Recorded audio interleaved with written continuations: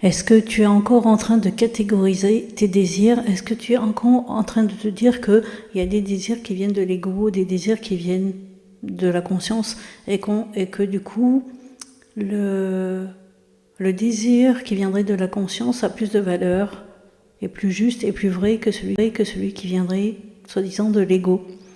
On va déconstruire un petit peu tout ça, on va démystifier, parce que c'est précisément ce genre de perception qui peut te faire naviguer comme ça un peu pendant longtemps dans des espaces intérieurs, justement, où tu te dis je n'y arrive pas, je ne suis pas assez, c'est pas pour moi.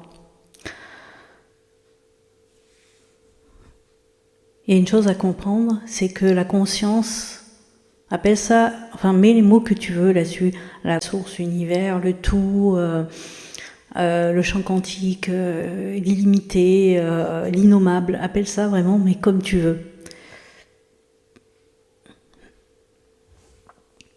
Dans ce tout, justement, eh bien, il y a tout, justement. Eh bien, il y a tout. Dans ce tout, il y a tout, et il y a aussi, justement, l'ego, il y a aussi, justement, les conditionnements. Il y a toutes les identités possibles et inimaginables. Donc, dire que les désirs de l'ego sont moins OK que les désirs de la conscience, en fait, c'est faux, puisque au niveau de la conscience, justement, il n'y a pas de désirs qui sont moins bien, de désirs qui sont mieux. Ni la conscience s'expérimente elle-même à travers justement des désirs, et elle ne se juge pas pour ça. Donc en fait, la partie qui va juger, c'est justement les conditionnements dits humains. Et ces fameux conditionnements humains, quelque part, ils sont utiles parce que justement, ils nous permettent d'avoir comme des garde-fous justement entre ce qu'on pourrait appeler le bien et le mal, ce qu'on pourrait appeler ce qui est éthique et ce qui ne l'est pas. Mais ça ne se joue pas au niveau de la conscience en tant que telle, puisque la conscience en tant que telle, justement, il n'y a pas de bien ou de mal. Il y a juste des expériences qui ne sont pas polarisées. Donc quand tu as un désir qui survient, voilà, avoir une relation amoureuse, avoir une relation amicale, avoir une promotion, avoir un peu plus d'argent, avoir une meilleure santé, avoir, je sais pas moi, un bien matériel, un bien immobilier, peu importe en fait, un bien matériel, un bien immobilier, peu importe en fait, peu importe. Tu as un désir qui arrive, et en fait ce désir, il vient, il émane de ce tout, il émane de la conscience, c'est comme une idée en fait, une idée sur laquelle tu mets de l'attention beaucoup plus longtemps, une attention récurrente. Donc au bout d'un moment, cette idée sur laquelle tu mets de l'attention récurrente finit par devenir justement un désir. Voilà, je veux ça. Maintenant, ce qui se passe, c'est que si tu te vis justement comme le moi séparé, c'est-à-dire pas comme le tout, pas comme la conscience, mais comme justement le personnage, pris dans ces conditionnements, eh bien tu as comme justement si tu portais des lunettes un peu floues, des lunettes un peu floues, des lunettes un peu qui te masquent l'information. Et donc du coup, en fait, tu vas percevoir ce désir, mais à partir de tes conditionnements. Donc tu vas vouloir, par exemple, cette nouvelle.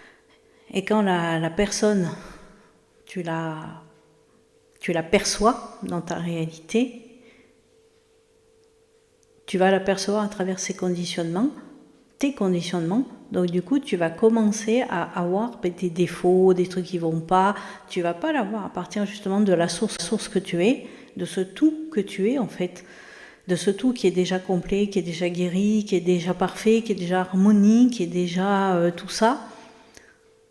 Parce que quand tu es vraiment dans cet état d'être, dans cette posture, on va dire, intérieure du je suis, qui est vraiment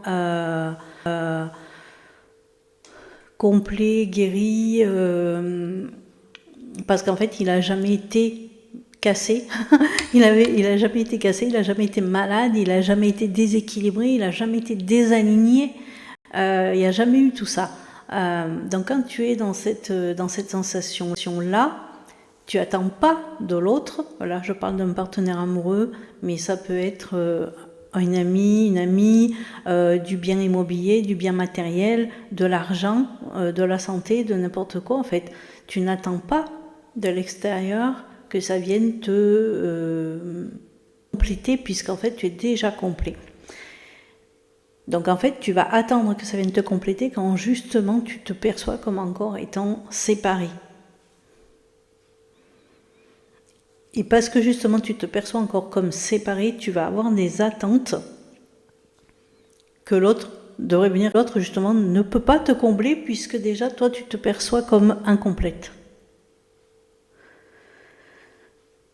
C'est parce que justement tu vas te percevoir comme incomplète que l'autre, l'argent, la santé ou quoi, ne va pas pouvoir, on va dire, répondre à ta demande. On va dire, répondre à ta demande de complétude puisque tu ne te perçois pas comme complète. Il peut répondre que à ta demande d'incomplétude. Et c'est ce qui fait qu'au bout d'un moment, la personne elle s'en va, l'argent il repart, la santé se dégrade, les biens immobiliers se cassent, disparaissent. Voilà. Donc c'est pas vraiment le problème du désir. Il n'y a pas des désirs qui sont moins bien. C'est simplement que lorsque tu as un désir, on va dire, qui semble émaner de l'ego, c'est parce qu'il est perçu avec des manques. Et tu te dis que quand tu auras par exemple cette relation amoureuse, forcément tu te sentiras mieux. Quand tu auras cet argent, forcément tu seras beaucoup plus heureuse. Quand tu auras cette maison, forcément tu seras beaucoup mieux. Et en fait c'est là l'erreur, c'est que tu ne seras pas forcément mieux. C'est parce que tu es déjà mieux sans toutes ces choses-là, que ça vient naturellement et que quand ça vient, en gros, c'est la cerise sur le gâteau, en fait, c'est tout. C'est pas le gâteau. Donc quand tu as un désir qui émane et que tu es déjà dans cette posture de plénitude, d'expansion, j'ai envie de dire, tu as ce désir qui arrive, peu importe ce que c'est, et tu te dis, tiens, ouais, ça serait sympa, et en même temps, si je l'ai pas, c'est pas non plus, voilà, parce que déjà là, comme je suis actuellement, je suis déjà tellement bien. Et parce que tu es déjà tellement bien, justement, tu vibres comme certains disent, voilà, il faut vibrer. Moi, j'aime pas trop ce mot, en fait, mais c'est plutôt un état d'être. Tu es déjà dans cet état d'être où déjà tu es tellement bien avec, on va dire, ce que tu vis. Ta vie est déjà tellement bien qu'en fait, elle est encore plus bien, j'ai envie de dire. Encore plus bien. Et c'est là, en fait, vraiment ce truc à comprendre. C'est que quand tu as un désir qui arrive à toi, soit en effet, tu es déjà dans cette complétude et tu te dis, tiens, ouais, ça serait drôle, ça serait marrant, tiens, pourquoi pas, j'aimerais bien essayer, j'aimerais bien expérimenter, donc tu le prends comme un jeu, en fait, voilà. Soit, justement, tu vas te dire, j'ai vraiment besoin de ça. J'ai vraiment besoin de ça pour pouvoir, je sais pas moi, pour pouvoir être heureuse, pour pouvoir être libérée, pour pouvoir être sereine, pour pouvoir être tout ça.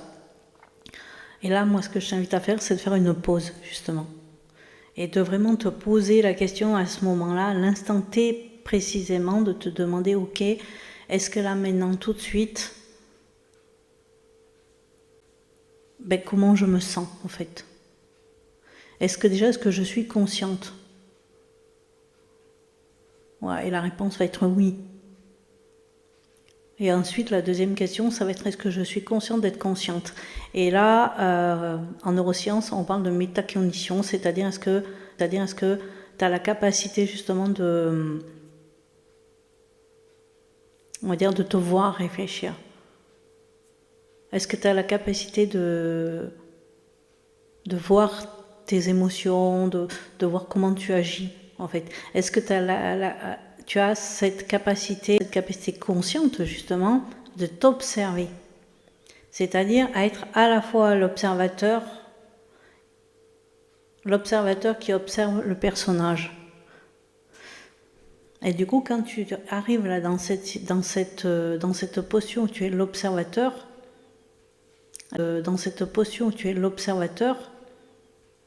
j'ai envie de dire, les lunettes du conditionnement, les lunettes de la séparation, de l'illusion de la séparation commencent à se dissolver en fait. Puisque tu es capable de t'observer. Et là, tu comprends en fait que tu n'es pas le personnage. Tu n'es pas les conditionnements. Et que tu peux choisir à partir de là, quand tu es vraiment dans cet espace-là, tu peux choisir du coup qu'est-ce que tu vas mettre derrière. Et tu vas voir que là, tu n'es pas obligé de tenir tes conditionnements, c'est-à-dire je suis ceci, je suis cela, voilà, tu peux décider de changer ce qu'il y a derrière les mots je suis, puisque derrière les mots je suis, ça va créer justement une définition, ça va créer des conditionnements. Mais qui tu es toi derrière, l'observateur, l'observatrice, c'est juste je suis en fait. La conscience. Et évidemment que du coup la conscience ne se juge pas, ne se critique pas, ne se rabaisse pas, ne s'humilie pas. La conscience ne se considère pas comme incomplète. La conscience ne demande pas, on va dire, à être réparée, ne demande pas à être reprogrammée.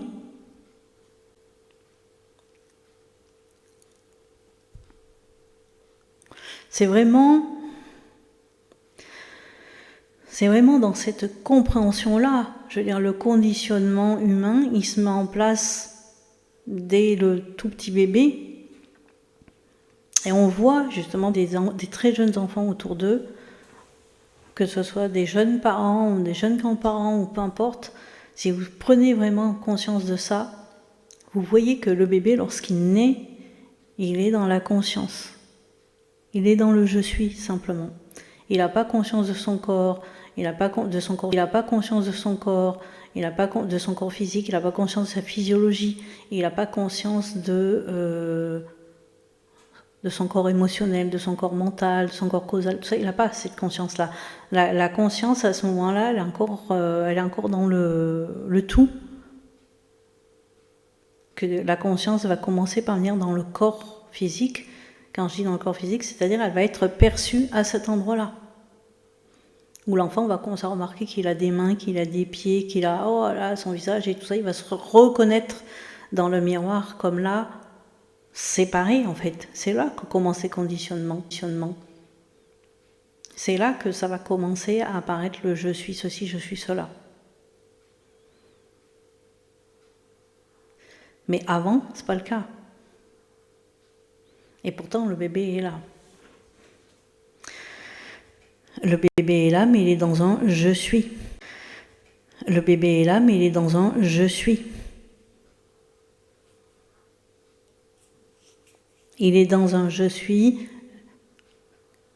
qui est non conditionné de son point de vue, mais qui est déjà conditionné du point de vue on va dire...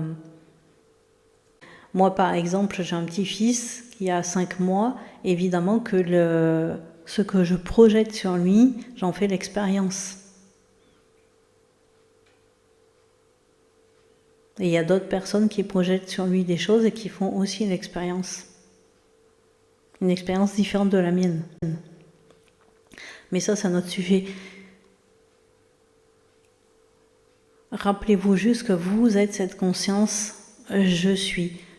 Vous n'êtes pas le personnage, donc vous pouvez changer tous ces conditionnements-là. Vous me direz comment ça résonne dans l'espace des commentaires. L'espace des commentaires, je vous mettrai aussi dans la barre de description tous les moyens pour venir dans mes univers, notamment dans le domaine du luxe conscient. C'est un espace en ligne, tout se passe sur Telegram. Il y a plusieurs entrées, il y a plusieurs pièces, comme je dis, il y a plusieurs ambiances, avec l'ambiance des audacieux qui permet d'aller guérir le passé pour celles qui ressentent encore ce besoin-là, avec l'espace du dessin chimique pour celles qui aiment l'art-thérapie, ou toutes les choses un peu comme ça, créatives et qui permettent de lâcher prise et de poser le mental, justement. Il y a le membership level up qui est l'espace d'expansion, et puis il y a haute couture vibratoire où là c'est réservé pour les one-to-one trimestriels, et donc du coup 4 one-to-one annuels. Je vais mettre tout ça dans la barre de description. Je vous souhaite une très très belle journée. Prenez soin de vos narratifs intérieurs.